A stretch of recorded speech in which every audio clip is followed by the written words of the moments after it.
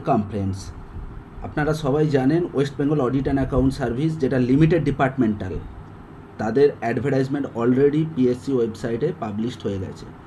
তো এই বছর কিন্তু আপনারা জানেন যে ভ্যাকেন্সি কিন্তু অনেকটা বেশি আছে, 25টা ভ্যাকেন্সি আছে, যেখানে ইউআরদের জন্য 18টা, এসসিদের জন্য 5টা, এসটিদের জন্য 2টো রিজার্ভড আছে।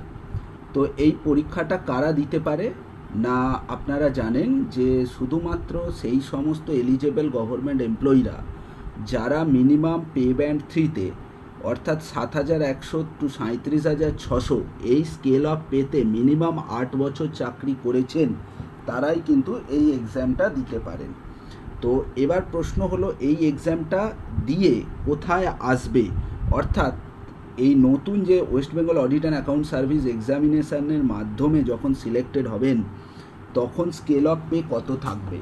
তখন স্কেল অফ পে থাকবে, আপনাদের দেখতেই পাচ্ছেন এখানে লেখা আছে, আপনারা সবাই 4A scale of pay as per রোপা 2019 অনুসারে 56,100 থেকে 1,44,300 এই স্কেল অফ পেতে কিন্তু প্রমোটেড হবেন ডাইরেক্টলি এক্সামের মাধ্যমে।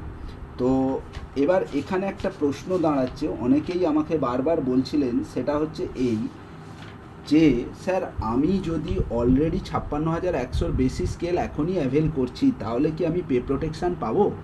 তো হ্যাঁ, ডেফিনেটলি আপনারা পে প্রোটেকশান পাবেন। যদি কারো অ্যাট প্রেজেন্ট স্কেল 56,100 ছাড়িয়ে যায়, তো ডেফিনেটলি উনি যখন জয়েন করবেন এই সার্ভিসে, তো তখন উনি পে প্রোটেকশানটা পাবেন। তো আশা করি বুঝতে পেরেছেন, কারো কোনো সমস্যা নেই। এখন প্রশ্ন হলো, মিনিমাম 7,100 থেকে 37,600 এই স্কেল অফ পেতে আপনাকে, যেটা 3600 গ্রেড পে ছিল আগের স্কেলে, রোপা 2009 অনুসারে যেটা 3600 স্কেল ছিল, ওই গ্রেড পের স্কেলে আপনাকে মিনিমাম 8 বছর চাকরি করতে হবে, তবেই আপনি কিন্তু এই পরীক্ষায় বসার জন্য এলিজেবল হবেন। তবে এক্ষেত্রে একটা জিনিস আপনাদের মনে রাখতে হবে, সেটা হচ্ছে এই পরীক্ষায় আসার পর আপনাদেরকে কিন্তু নতুন করে আবার এই সার্ভিসে কনফার্মেশান হতে হবে। তো তার জন্য কি পাবেন? তার জন্য আপনারা আবার 2 বছর সময় পাবেন, অর্থাৎ এইটা টোটাল 500 মার্কসের আপনি পরীক্ষা দিয়ে কিন্তু এই চাকরিতে এলেন, West Bengal audit and account service এই এক্সামে আপনারা এই সার্ভিসে এলেন। আসার পরেও আপনারা কিন্তু কনফার্মেশান হওয়ার জন্য আপনাদের 2 ইয়ার্সের মধ্যে আবার হাফ ইয়ারলি লিমিটেড এক্সামিনেশান দিতে হবে, দিয়ে তবেই আপনি কনফার্মেশান পাবেন। মানে হাফ ইয়ারলি 2 বছর মানে কটার টার্ম পাবেন না, 4টে টার্ম আপনি পাবেন, মানে 4 বার পরীক্ষায় বসার সুযোগ সরকার আপনাকে দেবে। তার মধ্যে আপনাকে কিন্তু পরীক্ষায় পাস হয়ে তবে কনফার্মেশান পেতে পারবেন। এবার কেউ যদি 4টে পরেও হয়, তাহলেও কিন্তু তিনি কনফার্মেশান হবে, ঠিক আছে? কেউ যে 4টের মধ্যেই করতে হবে সেটা নয়, সরকার আপনাকে 4টের পরে আরও 6টা 8টা, আপনি যতদিন না পাস করতে পারবেন ততদিন কিন্তু কনফার্মেশান হবে না, এটা কিন্তু মাথায় রাখতে হবে।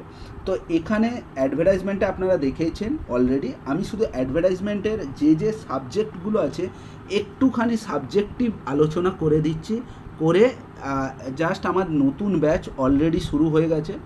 যদি কোনো বন্ধু আপনারা কেউ ইন্টারেস্টেড থাকেন for West Bengal audit and account service, তো আমার যে কন্ট্যাক্ট নাম্বার দেওয়া থাকবে ওই কন্ট্যাক্ট নাম্বারে কিন্তু আপনারা যোগাযোগ করতে পারেন। ক্লাস কিন্তু পুরোপুরি অনলাইন বেসড হবে, পুরোপুরি গুগল মিটে হবে, স্যাটারডে এবং সানডে রাত 9টা টু 11টা, ঠিক আছে? তো কী সাবজেক্ট আছে আপনাদের এখানে সাবজেক্টগুলো একটা একটা করে আমি আলোচনা করছি। সর্বপ্রথম যেটা আছে সেটা হচ্ছে ইংলিশ। ফার্স্ট হচ্ছে ইংলিশে আছে আপনাদের 50 মার্কস, টোটাল 1.5 ঘন্টা। এই ইংলিশে কি পড়বে? ইংলিশের মেনলি 3টে পার্ট থাকে। ফার্স্ট পার্ট আমাদের কি থাকে?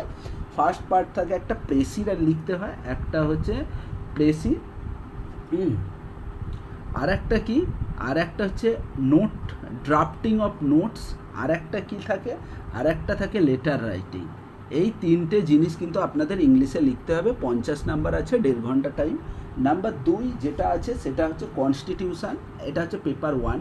পেপার 2 হচ্ছে কনস্টিটিউশানে কি থাকে? কনস্টিটিউশানে অনলি ফাইন্যান্সিয়াল পোর্শান মানে কি, যেমন আছে আপনাদের ফিনান্স কমিশন আছে, ফিনান্স কমিশনকে পড়তে হবে, তারপরে মানি বিল পড়তে হবে, মানি বিল পড়তে হবে, সরকার যে টাকা ধার করে অর্থাৎ বরোয়িং, ওই বরোয়িং সম্পর্কে পড়তে হবে।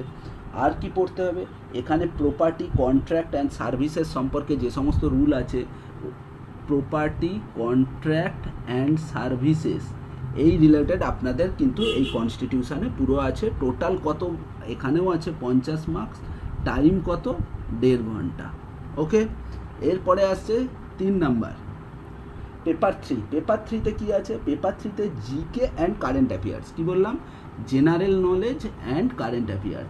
এই জেনারেল নলেজের মধ্যে অনলি ওয়েস্ট বেঙ্গল জিওগ্রাফিটা থাকে। ওয়েস্ট বেঙ্গল জিওগ্রাফিতে কী কী থাকে, ওই শর্ট কোশ্চেন বেসড থাকে, যেমন আপনারা ক্লাস 10-এ করে এসেছেন অলরেডি, যেমন উত্তরের সমভূমি অঞ্চল বা হচ্ছে সুন্দরবন অঞ্চল, সুন্দরবন অঞ্চলের যে সমস্ত উদ্ভিদগুলো দেখা যায় তাদের বৈশিষ্ট্য কী, বা পশ্চিমবঙ্গের শিল্পাঞ্চল, এই জাতীয় কোশ্চেন কিন্তু জিকেতে থাকবে। আর কারেন্ট অ্যাফেয়ার্স মানে কারেন্ট অ্যাফেয়ার্স বেসড, যেমন হচ্ছে রিসেন্টলি যে ঘটনাগুলো ঘটলো সেই ঘটনা সম্পর্কে আপনাকে কিন্তু এখানে লিখতে হবে। এখানেও থাকে আপনার 50 মার্ক, টাইম হচ্ছে আপনার 1.5 ঘন্টা। ঠিক আছে, এরপরে আসছে, এগুলো সব 50 নাম্বারের করে। এরপরে আসছে পেপার 4, যেগুলো 100 নাম্বারের করে থাকে। পেপার 4-এ আপনাদের কি থাকে, পেপার 4-এ থাকে আপনার হচ্ছে civil audit, accounts and service rule. কি বললাম, পেপার 4-এ থাকছে civil audit, accounts and service rule. এইটা হচ্ছে আপনাদের কিন্তু অজানা পেপার, এই পেপারটাই আপনাদেরকে একটু ভালো করে পড়তে হবে। এখানে কি কি আছে, এখানে সার্ভিস রুল আছে, এখানে আর কি আছে, সার্ভিস রুলের দুটো পার্ট, পার্ট 1 অ্যান্ড পার্ট 2। এখানে আছে ওয়েস্ট বেঙ্গল ফিনান্স রুল আছে, এখানে আছে ডিসিআরবি রুল 1971 আছে, আর কি আছে এখানে ডব্লিউবিটিআর ট্রেজারি রুল আছে, আর কি আছে এখানে, এখানে আছে অডিট ম্যানুয়াল, আর একটা আছে গভর্নমেন্ট অ্যাকাউন্টিং রুল 1990, আর একটা হচ্ছে গভর্নমেন্ট অ্যাকাউন্টিং রুল। এই কতগুলো পার্ট নিয়ে এখানে কিন্তু সবই ব্রড কোশ্চেন থাকে, একটা শর্ট কোশ্চেন।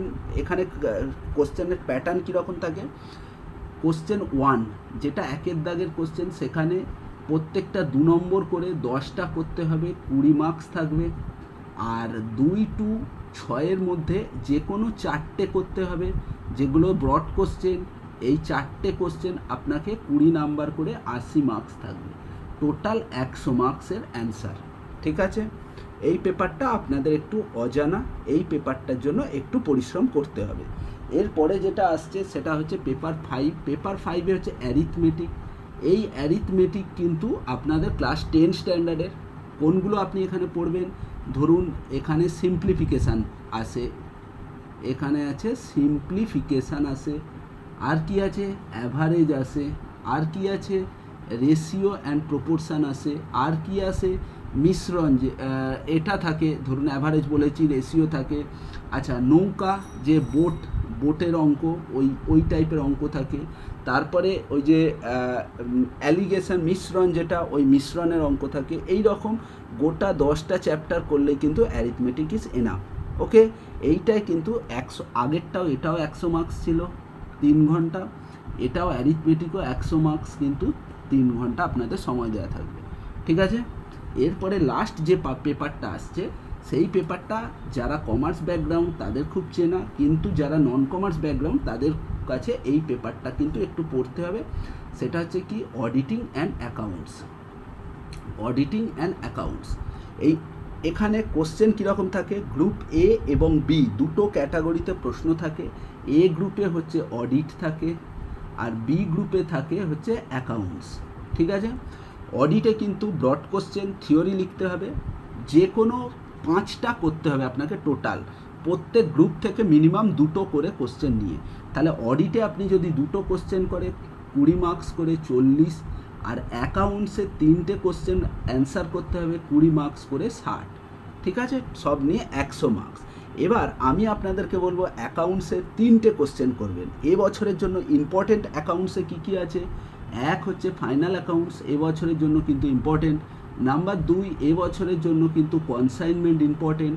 নাম্বার 3 এবছরের জন্য আপনি যদি করেন হচ্ছে ইস্যু অফ শেয়ার, এইটা ইম্পর্টেন্ট আছে এবছরের জন্য। আর একটা আমি বলবো সেটা হচ্ছে হায়ার পারচেস অবলিক ব্রাঞ্চ অ্যাকাউন্ট, এই কটা অঙ্ক করলে আশা করি আপনি 2 থেকে 3টে পেয়ে যাবেন এবছরের জন্য অ্যাকাউন্টসে।